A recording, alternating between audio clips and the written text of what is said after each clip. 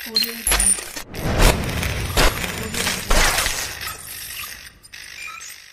name is Astika. Seperti yang Dika tadi perkenalkan. Thank you Dika for there.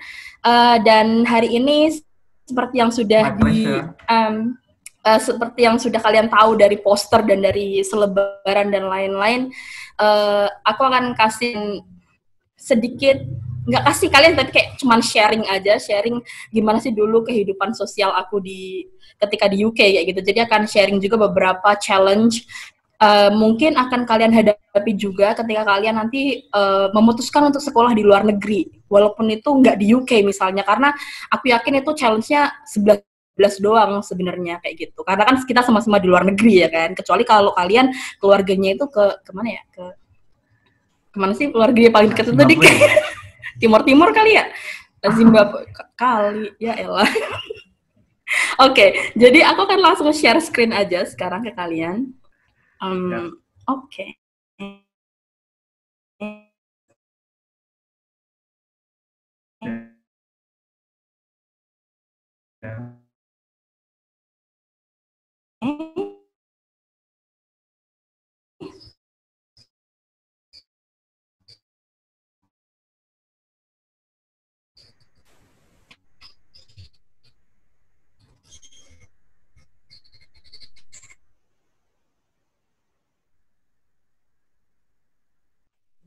Di sini adalah hal yang selalu aku tekankan kepada orang-orang yang selalu komen di Instagram dan nge-DM aku, wah enak banget ya sekolah di luar negeri bisa jalan-jalan, wah enak banget ya sekolah di luar negeri dibayarin negara, terus kamu bisa melihat dunia dengan luas dan bisa kemana-mana enak kayak gitu intinya. But guys, behind every fascinating Instagram pictures, there were unseen blood, sweat, and tears. Jadi, semua hal yang kalian lihat di Instagram yang postingannya cakep-cakep, kayak main-main mulu, kayak gitu sebenarnya itu nggak semudah itu gitu.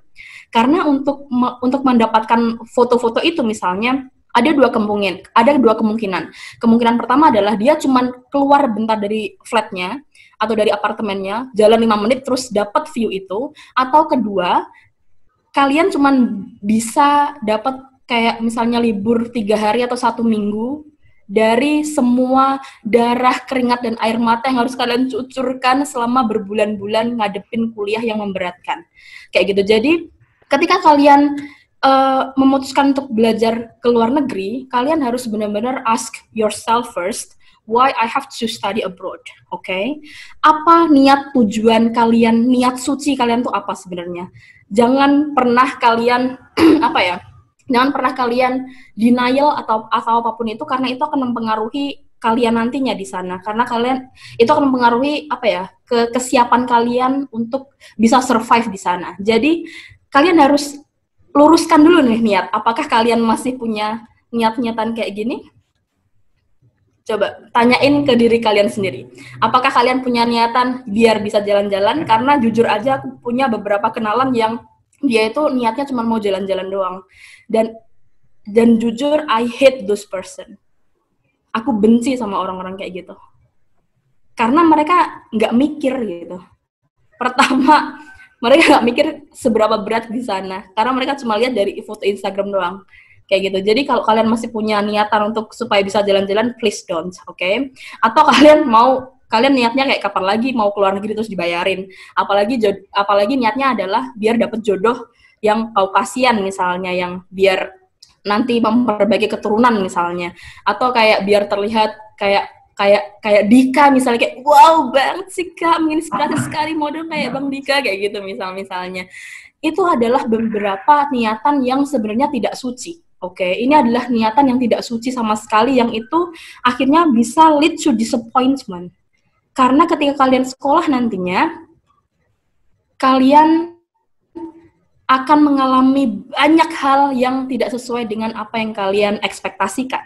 Kayak gitu. So, if it is one of them, you better rethink your decision. Karena kuliah dan tinggal di luar negeri sendirian itu tidak semudah itu, Ferguson, kayak gitu. Jadi ada beberapa hal yang akan sangat-sangat bikin kalian shock dan bikin kalian kaget luar biasa. apalagi ini adalah apalagi kalau kalian belajar di negara yang English speaking countries kayak gitu, karena kalian akan merasa bahwa kemampuan bahasa Inggris kalian itu ternyata buruk banget. Itu aku yang ngerasain. Aku sudah belajar bahasa Inggris sejak kelas 4 SD. Ini siapa yang ngoret-oret screen anyway? Can you please stop doing that? Terus aku juga udah S1-nya adalah bahasa Inggris juga. Aku IELTS-nya udah lumayan tinggi juga, tapi ketika di sana kemampuan bahasa Inggrisku aku merasa itu masih kurang banget kayak gitu. Aku nanti akan kasih ini selanjutnya di slide selanjutnya. Terus kalian juga akan menghadapi namanya culture shock. Se-open-minded apapun kalian, se-liberal apapun pemikiran kalian, pasti kalian akan mendapatkan sesuatu yang mengagetkan, sesuatu yang kok ini beda banget sih sama di Indonesia gitu, kok ini beda banget sih perlakuan orang-orang nggak kayak di Indonesia misalnya, kayak gitu. Terus ada juga survival challenges, ini sangat-sangat challenging sekali karena karena ketika kita belajar di luar negeri, otomatis kita harus survive by our own, ya kan? Kita harus tidak bisa rely on other people kayak gitu, karena ketika kita mau rely on other people, orang lain juga mereka punya tanggung jawab sendiri, mereka juga mungkin mahasiswa internasional, mereka mungkin juga orang Indonesia yang berjuang juga, jadi kita nggak bisa benar-benar depend on somebody else gitu, jadi benar-benar kita benar-benar harus bertumpu pada diri kita sendiri kayak gitu. Terus nah ini yang keempat yang bikin mual, muntah, dan bercucuran darah air mata gitu guys, adalah academic pressure. Kuliah di luar negeri itu beda banget sama di Indonesia. Nilai 70 di Indonesia yang dengan gampangnya kalian dapatkan, dan itu pun cuma dapat nilai C, ya kan? Di UK, aku nggak tahu kalau di negara-negara lainnya, tapi di UK nilai 70-nya mendapatkan nilai 70 itu. Bahkan ketika kita dapat nilai 50, aku pernah dapat nilai 50 anyway, itu kayak di sebuah mata kuliah soal research gitu, dan assignment-nya itu benar-benar kita harus mengkritisi sebuah paper kayak gitu, dan karena kita orang Indonesia kan jarang banget kita mengkritisi sesuatu hal, apalagi mengkritisi jurnal yang sudah jurnal Q1 atau Q2 misalnya. Kayak gitu kan bener-bener yang kayaknya ini udah bagus, sudah perfect deh, masa iya kita kritisin gitu. Tapi untuk mereka itu adalah suatu hal yang sangat-sangat perlu untuk mengkritisi sesuatu gitu. Maka aku waktu itu dapat nilai 50 dan aku bener-bener stres berat karena itu 50 pertama dalam hidupku. Aku nggak pernah dapat 50 seumur hidupku. Bukannya sombong ya, tapi aku nggak pernah, bener-bener nggak pernah sejak SD sampai aku kuliah nggak pernah dapat nilai 50.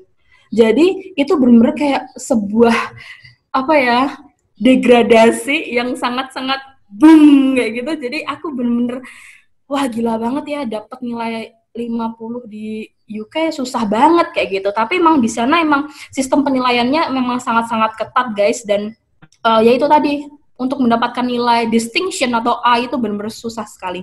Jadi bersyukurlah orang-orang yang sudah dapat B atau nilainya 60 ke atas itu udah bersyukur, udah sujud syukur, udah bikin tumpeng nasi kuning lah pokoknya kayak gitu.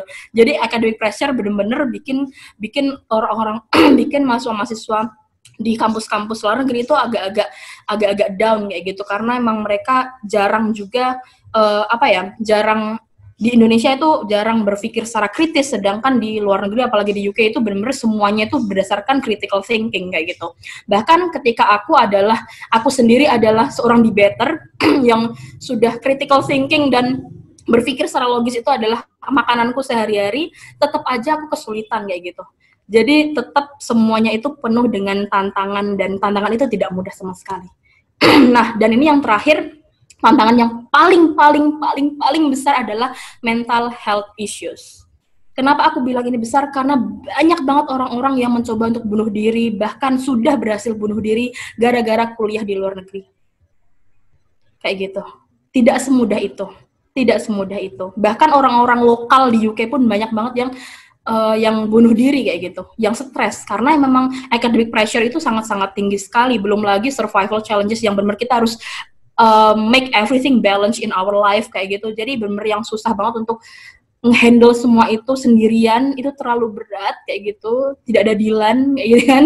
Jadi itu terlalu berat. Jadi banyak banget orang-orang yang terkena atau punya masalah tentang kesehatan mental kayak gitu. Nah, aku akan share beberapa juga di kalian. Nah, apa sih today's highlights hari ini, highlights yang akan kita bahas secara merinci? I'm so sorry, but ada yang nyoret-nyoret ini bisa tolong dihapus nggak? It's a little bit annoying for me. Tolong ya, tadi yang nyoret angka biru bisa menghapus dulu terlebih dahulu. Annoying Atau banget, sumpah. Astika bisa di stop screen dulu terus share screen lagi. Yang lain jangan dulu coret-coret ya. Oke. Bentar ya, aku stop bentar ya. Kayaknya aku nggak terlalu suka sama coretan ini. Mengganggu noda yang suci ya. Iya, mengganggu banget. Maaf ya guys, aku emang agak perfeksionis anaknya. Ntar.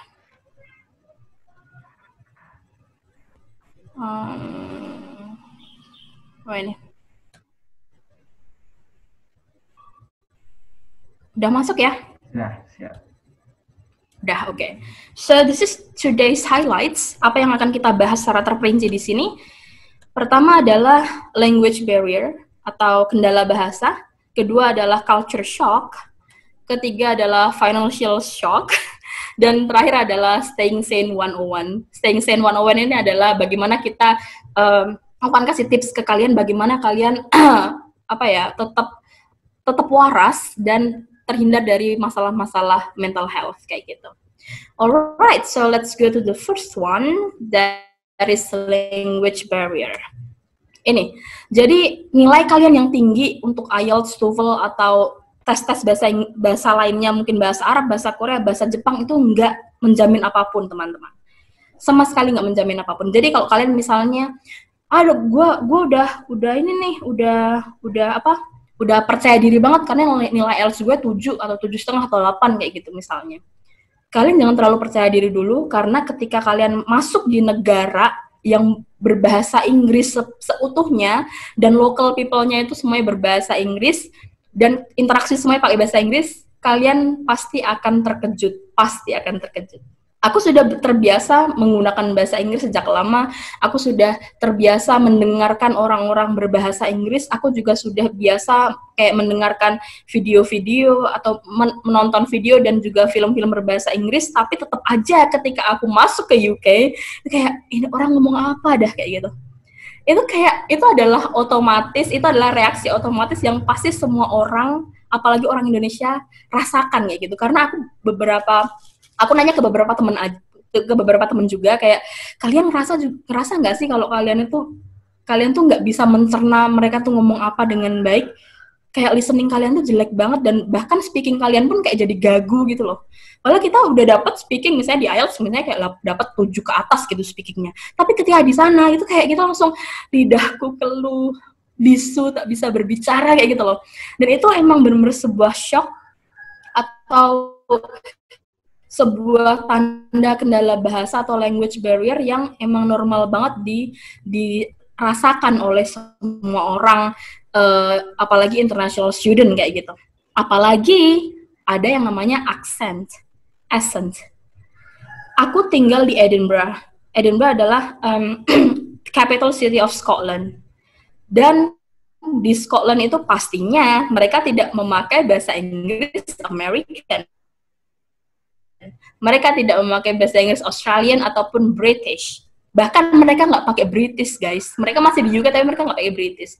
Mereka pakai Scottish, kan bahasa Inggris. Itu bener-bener beda banget sama British. Kalau kalian nggak percaya, kalian bisa lihat di YouTube. Karena itu bener-bener vocab-nya beda, pronunciation-nya beda. Dan semua orang lokal di sana menggunakan aksen itu. Bayangin. Aku mungkin sudah pernah kayak research Scottish itu kayak gimana sih ngomongnya, tapi kalau di YouTube itu kan mereka ngasih tutorial gitu kan biasanya kan, jadi kayaknya enak-enak aja didengar. Tapi ketika kita masuk langsung ke sana, jadi kayak ketika kita masuk langsung ke negaranya, berinteraksi dengan orang-orang di sana secara langsung, itu tuh kayak langsung ngerasa banget, wah gila banget, di YouTube nggak ada apa-apanya coy kayak gitu. Jadi kayak bener-bener intonasinya berbeda kan, cara ngomong orang berbeda-beda ya kan, jadi pastinya mereka how they pronounce words itu juga pasti berbeda kayak gitu.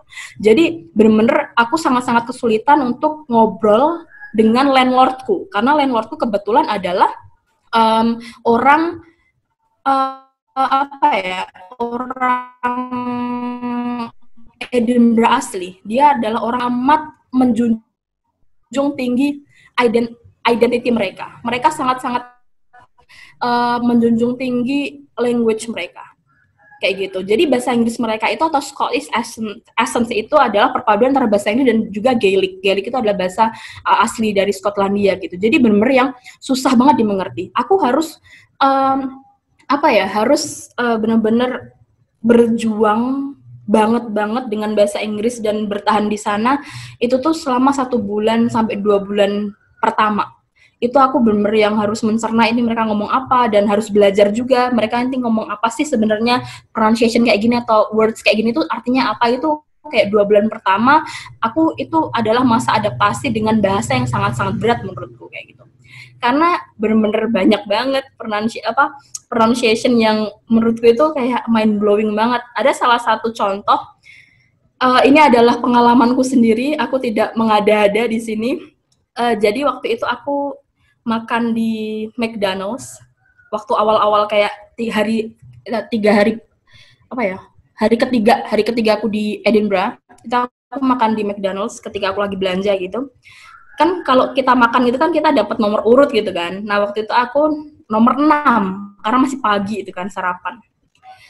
Si waiternya itu atau si kasirnya itu, dia itu teriak dengan bilang gini, "Number 6," kayak gitu. Bayangin. Number 6. It is not number 6. It's number 6. No. Right. Itu bener-bener mind blowing banget sih buat aku, karena aku nggak pernah mendengar dimanapun itu, di aksen manapun itu, mereka pronounce number 6 with sex. Dan itu semua orang menggunakan itu. Jadi kayak aku pertama kayak risih banget, kayak apaan ini di ruang publik, kenapa mereka ngomong kayak gitu. Apalagi kan kita orang Asia yang sangat menjunjung tinggi perilaku gitu kan. Jadi kayak ternyata emang itu adalah aksen mereka, itu adalah how they pronounce the word six kayak gitu. Jadi ya udah kayak gitu. Jadi setelah mengetahui, setelah hidup di sana lama 1 tahun juga akhirnya sudah terbiasa juga. Jadi nggak pernah lagi geli kayak gitu. Terus ada juga beberapa vocabulary yang itu beda banget sama apa yang sudah kita pelajarin kayak gitu. Misalnya kata little yang di semua aksen British, American, Australian itu pastinya pakai little, tapi untuk Scottish kita pakai we. WEE gitu. Terus ada juga potato, mereka tuh bilangnya tatis. Jadi itu kayak ketika kita ketika waktu itu aku belanja di salah satu supermarket gitu, ada satu nenek gitu yang nanya kayak, excuse me, miss, can you please show me where tatis are? Sorry, tatis? What do you mean by tatis? Ternyata itu potato, ya Allah, kayak gitu. Jadi kayak bener-bener itu ada hal-hal yang baru yang membuat aku benar-benar belajar banyak sih dari orang luar. Tapi alhamdulillah akhirnya bisa berkomunikasi dengan baik dengan orang-orang lokal, apalagi dengan landlordku ya kan, karena landlordku adalah orang Skotlandia asli gitu. Jadi inilah language barrier-nya. Okay, so what should you do then? Jadi sebenarnya ada beberapa hal yang bisa kita lakukan, kalian lakukan nanti kalau misalnya kalian ingin belajar di luar negeri, apalagi di negara dengan aksen yang khas kayak gitu, atau di daerah dengan aksen yang khas misalnya. Ada 3 hal ini, yaitu adalah research, study, and habituate.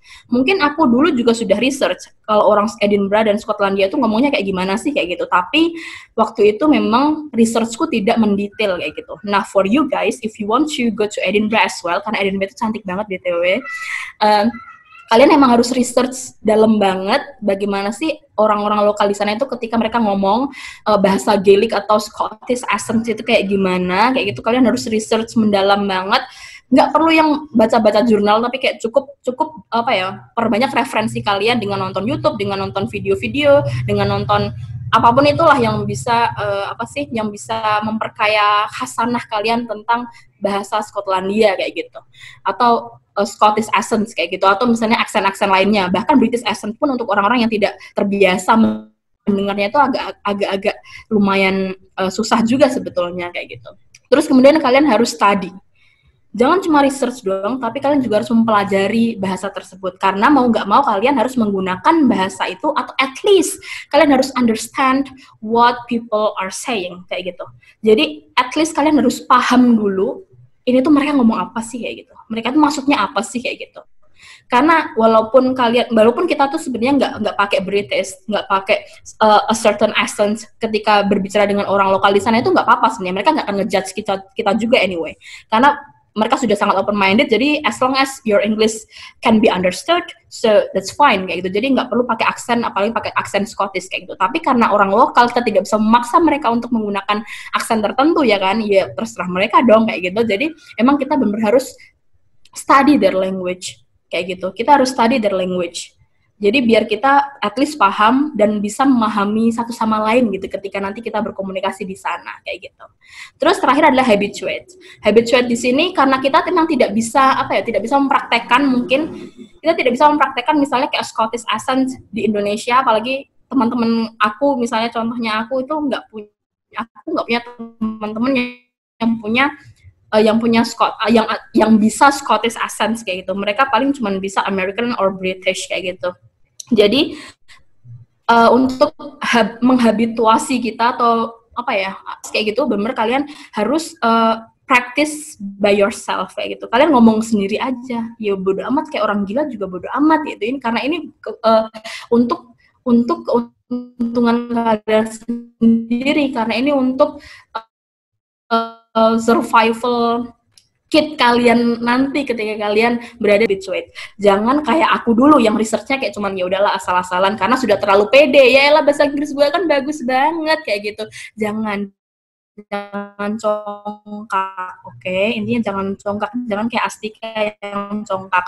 Karena akhirnya kalian akan mengetahui bahwa language ini sangat-sangat penting untuk kalian nantinya, bukan hanya untuk di akademik aja, tapi juga di kehidupan sosial kalian. Jadi make sure you understand the accent and also how the local people speak kayak gitu.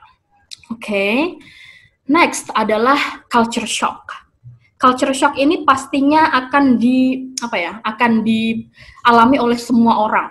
Apalagi kita yang dari orang Asia gitu, terus kemudian kita belajar di USA atau mungkin belajar di Eropa, di UK, kayak gitu, pasti kita ada culture shock. Karena ada beberapa hal yang bisa kita tuh kayak, kok mereka gini ya, kok mereka gitu ya, gitu. Satunya adalah local habits. Local habits, sesuai dengan pengalamanku, orang-orang British itu sangat-sangat sopan sekali. Kayak gitu. Mereka tuh sangat-sangat sopan sekali. Ketika kita misalnya masuk ke supermarket atau masuk kemanapun yang ada pintunya, yang kita harus dorong, maka orang yang ada di sebelum kita itu akan hold the door. Kita kan nggak pernah kan, kita kalau ke Indomaret ya udah tutup aja, kayak nanti di belakang kita kena pintu juga berdoa amat ya gitu kan. Jadi kalau mereka itu bener-bener holding the door, biar orang lain yang di belakang mereka itu masuk duluan. Itu yang aku bikin aku amazed banget sama mereka, karena wah gila banget nih, mereka habits-nya sopan banget kayak gitu, dan mereka baik-baik banget kayak gitu. Local habits itu adalah salah satu contoh yang baik ya kan. Ada contoh yang buruk juga, banyak. Jadi kalau aku di Edinburgh, orang Skotlandia itu, mereka itu hobi banget ngomongnya sambil teriak. Jadi kayak bener-bener ngomongnya tuh kenceng kayak pakai toa masjid gitu loh.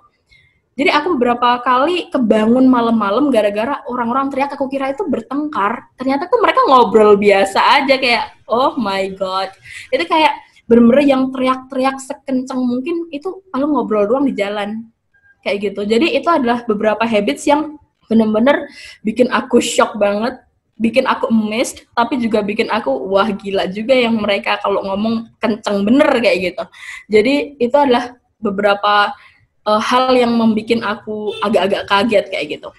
Tapi ada juga beberapa hal yang lainnya yang kayak misalnya yang baik-baik itu banyak banget juga selain holding the doors. Kayak misalnya ketika kita turun, dari bis kita tuh pasti bilang thank you. Kalau kita kan turun dari angkot, turun dari bis gitu kan nggak bilang, paling cuma bilang kiri-kiri doang kan. Kalau di sana itu enggak.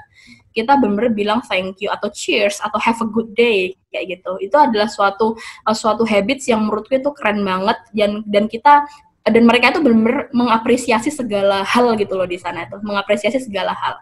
Dan ketika misalnya kita lagi belanja nih ya kan misalnya, terus kita kayak agak bersentuhan sama orang, kayak agak nubruk seorang dikit aja, itu kayak semua orang itu bilang sorry itu, walaupun dia salah atau enggak, itu pasti bilang sorry. Kalau di Indonesia kan, lu punya mata nggak sih kayak gitu kan biasanya kayak gitu gimana gitu kan. Tapi kalau di sana itu benar-benar mereka salah atau enggak, mereka itu pasti akan bilang sorry ya gitu. Jadi itu adalah beberapa habits yang bikin aku amazed banget sama UK people kayak gitu. Terus tapi ada juga beberapa hal yang sebenarnya itu tidak sesuai dengan apa yang kita bayangkan sebelumnya. Sebelumnya ketika aku melihat Edinburgh dan UK secara umum dari Google, karena aku belum pernah ke sana sebelum, negaranya maju banget sehingga tidak akan ada pengemis. Tapi guys, ternyata di sana tuh pengemisnya tuh banyak banget. Sebanyak itu, bahkan lebih banyak banget. Jadi kayak mereka tuh pasti duduk sambil minta-minta, itu ada di sepanjang jalan itu, kayak satu ruas jalan itu pasti ada banyak banget, kayak mungkin 10-an gitu. Sebanyak itu pengemis di sana. Itu adalah suatu hal yang bikin aku shock banget, kayak wah gila juga ya ternyata UK tidak se-wealthy itu untuk memberikan hal-hal yang terbaik untuk rakyat-rakyatnya misalnya kayak gitu. Aku mikirnya sih kayak gitu. Itu satu, pengemis. Terus kedua, di sana itu banyak banget orang yang pakai ganja. Parah banget. Aku tuh bahkan sampai takut kalau aku gimana? Enggak. Jadi di sana tuh banyak banget yang pakai ganja, guys. Jadi aku tuh bahkan sampai takut kalau aku akan ketagihan sama ganja, karena aku sering banget ngehirup ganja di jalan kayak gitu.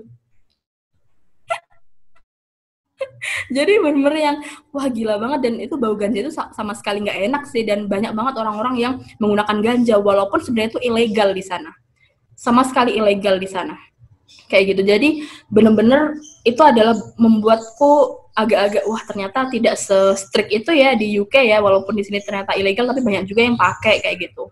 Transaksi narkoba juga banyak kayak gitu. Terus homeless juga banyak di sana. Terus kemacetan juga. Kalau di Edinburgh sih nggak macet karena kan kotanya kecil dan sepi kan. Tapi kalau di London itu sumpah macet banget dan tidak tertata dengan rapi gitu loh. Kayak gitu.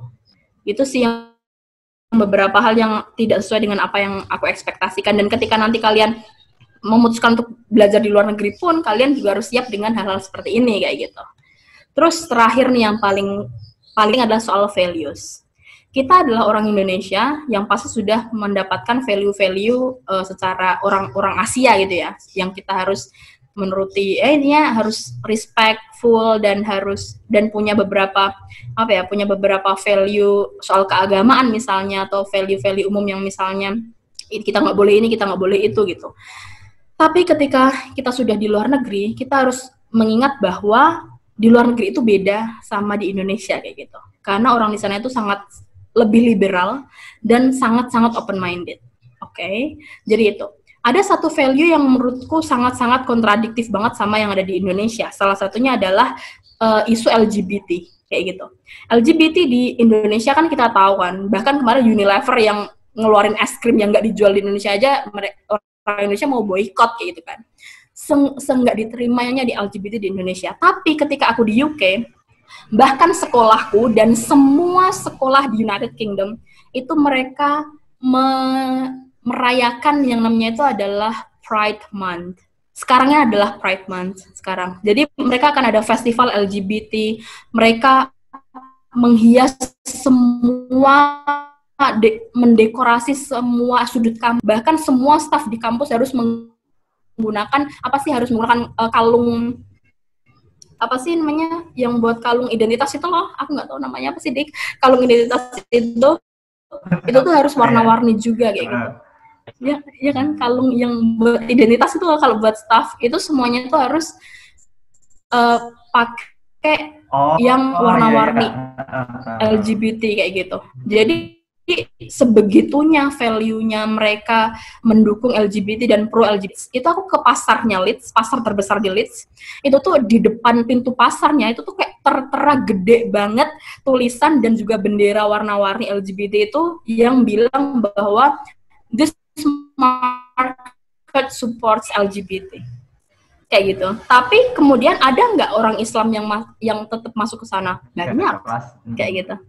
Tetap banyak. Nggak ada boikot-boikotan. Kayak gitu. Jadi emang bener value mereka itu bener mungkin berbeda sekali dengan kita. But then ya kita bisa apa? How to handle? Ya kita harus acceptance. Kita harus accept it, want it or not. Mau atau nggak mau kita harus accept itu. Maka dari itu aku selalu tekankan research before you decide to which country that you want to continue your study. Oke, kalau kalian merasa ada beberapa value di dalam country atau di dalam sekolah yang kalian mau tuju itu yang tidak sesuai dengan kalian, jangan pilih sekolah itu, jangan pilih kota itu, dan jangan pilih negara itu untuk tujuan kalian. Karena itu mungkin akan mempengaruhi kondisi mental kalian. Karena kalian sebenarnya tidak suka dan tidak nyaman dengan semua itu, tapi kalian harus kayak terpaksa untuk menerima. Kalian nggak bisa ngapa-ngapain kayak gitu. Jadi kalian memang benar-benar harus menerima dan ya udah gitu. Kalian nggak perlu kok ikut-ikutan festival LGBT kayak gitu. Kalian nggak perlu harus pro juga, tapi at least don't discriminate them kayak gitu. Karena di sana kalian akan sangat-sangat melihat banyak banget pasangan-pasangan cowok-cowok atau cewek-cewek pada ciuman dan pada berpegangan tangan di jalan-jalan. Itu udah biasa banget di sana. Kayak gitu-gitu. Jadi benar-benar harus accept it, want it or not. Karena kita emang pendatang baru ya kan, dan kita tidak akan tinggal di sana lama, jadi ya kita nggak bisa ngapa-ngapain juga anyway. Kita tidak punya kita bukan sebagai local citizen di sana yang punya hak untuk protes dan apapun, jadi kita benar-benar yang emang harus accept aja. Jadi sebelum kalian memutuskan untuk ke negara mana, kalian harus memahami diri kalian dulu dengan baik. Oke? Pahami value kalian. Jangan menganggap remeh apapun value kalian. Jangan bilang ke diri kalian, oh ya udahlah, nanti juga di sana aku nggak akan ini, nggak akan itu, nggak akan merasa nggak enak.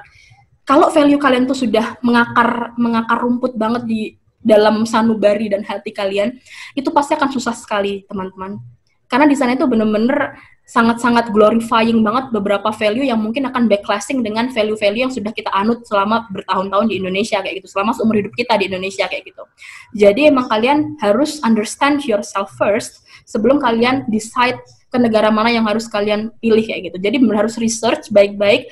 Kalau kalian tidak terlalu setuju dengan value-value soal LGBT dan sejenisnya, kalian harus research dulu apakah negara ini mendukung LGBT, apakah kampus ini mendukung LGBT atau enggak kayak gitu. Jadi benar kalian tidak ada regret, tidak ada punya perasaan menyesal atau apapun itu ketika kalian masuk, dan tidak akan lead to disappointment, oke? Karena di sana ketika kalian sudah masuk dan study di sana, kalian harus struggling so hard ya kan. Jadi jangan sampai kalian merasa kecewa. Make sure you feel happy, make sure you feel comfortable dengan semua hal, nggak cuma lingkungannya, nggak cuma orangnya, tapi juga dengan semua value-nya. Oke, jadi benar harus know yourself better, know yourself first, kemudian baru bikin decision. Oke. Ini yang ketiga adalah hal yang suka banget ditanyain orang sehat ya gitu, atau mengatur keuangan kamu dengan tetap sehat, karena pastinya, karena apalagi aku anak beasiswa ya kan, mendapatkan kurang lebih kalau dikonvertkan di Indonesia itu kayak 20 juta per bulan, itu adalah suatu angka yang gede banget buat aku gitu. 20 juta per bulan atau kalau aku di sana kan 1000-an pound sterling itu kan sama dengan kayak hampir 20 jutaan. Itu kayak, itu nggak pernah dalam hidupku dapat uang bulanan dari bapakku sebulan 20 juta gitu. Jadi itu adalah suatu hal yang bikin aku gila, kayak wow kayak gitu. Tapi ada juga hal-hal yang tapi itu juga yang membuat kita kadang-kadang lupa diri kayak gitu. Aku akan kasih tahu berapa. Nah, ketika kalian nanti belajar di luar negeri dan tinggal di sana, pasti kalian akan otomatis menjadi currency converter. itu adalah akan terjadi ketika bulan-bulan pertama. Jadi ketika misalnya kalian mau belanja nih, mau beli kol misalnya, atau mau beli brokoli misalnya. Brokoli harganya misalnya $2 atau $3 misalnya di Amerika. Kalian pasti akan otomatis di otak kalian akan mengkonvert ini kalau di Indonesia berapa ribu ya, kayak gitu. Dan ketika kalian seperti itu, kalian akan merasa itu kemahalan, pasti itu akan merasa kemahalan. Tapi seiring berjalannya waktu, ya kan? Seiring berjalannya waktu, ketika mungkin sudah 5 bulan atau 6 bulan di sana, kalian akan merasa sebaliknya. Jadi kalian akan akan mengalami masa di mana 1 pounds, 2 pounds, 5 pounds itu murah dibandingkan misalnya 20.000 atau 50.000. Karena 5 dan 50.000 itu kan ngasih 5 sama ngasih 50.000 itu rasanya itu udah beda kayak gitu. Jadi kalian ketika sudah memasuki fase yang wah ini $3 murah nih, atau $10 murah nih, itu akan sangat boros sekali kalian. Jadi ketika di awal-awal kalian akan sangat hemat sekali, ya kan? Tapi ketika di akhir-akhir kalian akan sangat boros sekali. Kayak gitu. Itu natural, dan itu adalah hal yang sangat-sangat wajar, apalagi kita sebagai mahasiswa internasional ya gitu kan, apalagi mata uang kita adalah rupiah, yang tahu sendiri rupiah sekecil apa dibandingkan mata uang yang akan dipakai di negara-negara yang akan kita tuju kayak gitu. Seperti itu. Jadi ini adalah suatu shock yang pasti semua orang akan alami. Terus ini ada rich kids check. Nah ini biasanya kalau sudah memasuki tahap-tahap yang sudah lebih dari 3 bulan di negara tujuan kayak gitu. Karena merasa semuanya itu lebih murah daripada kalau di Indonesia. Misalnya kayak beli kamera 300 pon itu, padahal kan harganya juga itu sama aja kayak 6 juta itu. Sebenarnya itu lebih murah, tapi lebih mahal di UK misalnya. Tapi kalau dikonversikan ke Indonesia itu kayak lebih murah ya, itu kan karena kita cuma ngasih 300 doang kayak gitu. Maka dari itu, ketika kita setelah dapat transferan, kita akan kayak berlagak kayak orang kaya gitu. Kayak ya makan enak, hampir tiap hari nggak mau masak, terus kayak beli hal-hal yang sebenarnya nggak terlalu perlu, beli tas baru lah, beli buku baru lah, kalau buku mah oke lah ya, beli sepatu baru lah, beli apapun itulah gitu. Aku punya salah satu temen yang dia itu bener-bener hampir tiap minggu tuh ada aja, apalagi habis gajian dari LPDP gitu ya, kayak banyak banget orang-orang yang langsung beli kayak gitu. Tapi akhirnya itu sangat-sangat tidak sehat. Karena apa? Karena di akhir bulan ketika mereka belum dapat kiriman, itu mereka sudah kehabisan uang. Tidak sekehabisan itu sih, tapi kayak akan tinggal sedikit gitu loh uangnya, dan mereka akan gimana caranya mereka untuk survive kayak gitu. Dan itu sangat-sangat tidak sehat menurutku. Jadi kalau bisa emang dari awal sampai akhir kita seimbang aja. Kalian nanti kalau mau kuliah di luar negeri harus seimbang, pengeluarannya seimbang, dan jangan kaget karena kalian punya duit yang banyak kayak gitu. Jangan kaget, oke? Karena di sana 20 juta di Indonesia itu terlihat sangat gede untuk 1 bulan, tapi untuk di sana itu tidak terlalu kayak gitu sebenarnya. Nah, ini adalah beberapa hal yang bisa kalian gunakan untuk overcome these problems kayak gitu. Kalian harus plan your expenditure. Jadi benar-benar harus direncanakan pengeluaran kalian per bulan itu apa aja. Mulai dari yang primary, secondary, sama yang tertiary. Kalau primary ya pasti makan gitu kan.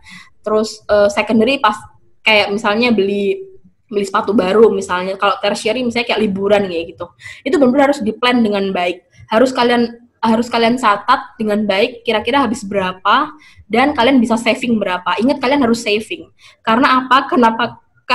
Karena biasanya kita yang akan tinggal atau kuliah di luar negeri itu biasanya wisuda itu tuh tidak akan langsung. Jadi kita benar-benar harus nunggu lebih dari 3 bulan untuk itu. Dan banyak yang orang-orang yang pengen wisuda itu tuh mereka harus stay di sana kayak gitu. Atau nanti mungkin mereka akan balik lagi, pulang dulu ke Indonesia terus balik lagi ya gitu kan. Untuk orang-orang beasiswa atau anak-anak beasiswa itu of course kita harus saving, karena kita harus bertahan hidup di sana kalau kita nggak mau pulang ya kan, untuk menunggu wisuda kayak gitu. Terus kalau misalnya mau pulang duluan juga itu savingnya juga bisa banget untuk beli tiket pesawat kayak gitu. Jadi benar-benar harus saving yang baik kayak gitu. Jadi benar-benar harus di-plan semua expenditure-nya untuk semua kebutuhannya. Ingat, jangan terlalu kaget dan membeli hal-hal yang tidak perlu kayak gitu, intinya itu. Terus, nah ini adalah metode yang aku gunakan dan ini sangat-sangat efektif banget. yaitu adalah separate your money into 2 different accounts. Kebetulan akun bankku di Bank of Scotland itu tuh punya 2 jenis akun. Dalam satu rekening itu ada 2 jenis akun. Jadi ada satu akun yang itu bisa untuk tap untuk belanja bebas, tapi ada satu akun yang itu tuh benar-benar nggak bisa diambil, nggak bisa di tap. Jadi cuma bisa untuk ditransfer kayak gitu. Nah, aku separate my money into those different accounts, atau dua jenis akun yang berbeda itu. Jadi aku sisihkan savingku yang di akun yang tidak bisa aku ambil dengan sembarangan. Terus kayak aku cuman kasih berapa pounds gitu untuk aku misalnya belanja mingguan, atau misalnya aku mau belanja mau makan misalnya kalau lagi malas masak kayak gitu, atau nggak sempat masak kayak gitu. Jadi itu benar-benar sangat membantu banget untuk mengontrol pengeluaran kayak gitu. Kalau misalnya nanti kalian di luar negeri terus nggak bisa, banknya nggak punya jenis 2 akun itu, kalian bikin 2 akun dari 2 bank yang berbeda kayak gitu. Jadi pastikan kalian punya 2 rekening lah intinya gitu. Satu untuk yang bisa kalian gunakan kapanpun, yang satu untuk saving dan untuk keperluan yang benar-benar urgent kayak gitu. Jadi itu yang akan sangat-sangat membantu kalian. Itu akan sangat membantu kalian sekali untuk manage your finance kayak gitu. Itu ya guys. Jadi perhatikan ini penting banget sih, ini parah ini. Oke. Nah, tapi aku tahu bahwa semua challenge itu sangat-sangat memberatkan, apalagi academic pressure dan juga tadi social pressures yang sudah aku jelasin tadi. But then don't be too harsh to yourselves, okay? Jangan terlalu memaksakan kalian untuk fit into society, jangan memaksakan kalian untuk harus mendapatkan nilai yang tinggi, jangan memaksakan kalian untuk tetap bersosialisasi dengan oke, dan semuanya. Intinya don't be too harsh to yourself. Jangan terlalu hemat juga kayak gitu. Because you need to stay sane, okay? Karena kalian harus benar-benar tetap waras, guys. Ingat, kalian jauh dari orang tua, ya kan? Jauh dari orang tua, jauh dari sahabat-sahabat terdekat kalian, kayak gitu. Jadi bener kalian harus stay sane. Harus tetap waras di sini, karena ingat, mental health kalian sangat-sangat penting. Dan jangan sampai kalian Andri, can you please mute yourself?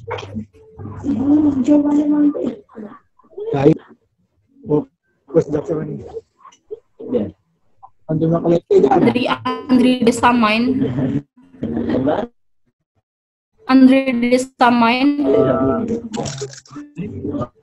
bisa tolong mute bentar nggak? Oke. Jadi benar-benar kita harus stay sane banget. Dan benar-benar harus balance semuanya, jangan sampai kita punya mental health dalam akademik maupun dalam kehidupan kita sehari-hari di sana kayak gitu. Jadi ada beberapa tips yang akan aku kasih, yaitu pertama adalah treat yourself after bloody assignments and examination. Kalau kalian suka makan kayak aku misalnya, kalian harus makan makanan enak kayak gitu. Intinya treat yourself to something that you love, that you enjoy kayak gitu, karena itu akan menjadi sebuah rewards yang akan bikin hati kalian tuh adem kayak gitu. Terus kedua harus hangout. Hangout di sini bukan berarti kalian harus jalan-jalan ke kemanapun yang jauh-jauh dan mahal ya. Kayak kalian bisa ke taman, atau kalian bisa sama teman-teman kalian makan es krim bareng, atau misalnya kalau kalian juga bisa ke night club misalnya untuk bersosialisasi dengan orang-orang misalnya. Itu terserah kalian. Yang penting kalian harus keluar dari rumah, keluar dari kamar, keluar dari apartemen, biar kalian tidak suntuk kayak gitu. Terus yang terakhir yang paling penting yaitu adalah make friends and talk to them. Karena banyak banget orang-orang yang introvert, ya kan? Orang-orang yang introvert yang mereka itu susah banget untuk berteman, dan mereka itu susah banget untuk talk to someone kayak gitu ketika mereka menghadapi masalah. Nah, ini tuh salah banget. Salah banget karena di sana kita cuma sendirian, jadi jangan sampai kita jangan sampai kita terbebani dengan semua masalah itu sendiri kayak gitu. Benar-benar kalian harus mencari teman, dan juga harus ngomong ke mereka, harus ngobrol ke mereka biar wawasan kalian itu jernih kayak gitu, biar kalian tidak terlalu suntuk dengan semua pikiran-pikiran negatif kalian kayak gitu. Jadi make sure you need to make friends, also talk to them and hang out with them and enjoy. Pokoknya enjoy. Cuma 1 tahun atau 2 tahun, intinya kalian harus enjoy. Tetap do your best in your academic field, but also don't don't forget to stay happy and stay positive dan tetap harus menjaga ya guys. Jadi of course the process is challenging indeed, but you will definitely miss it. Aku kangen banget sekolah lagi dan ya semoga bisa sekolah lagi nantinya. Thank you so much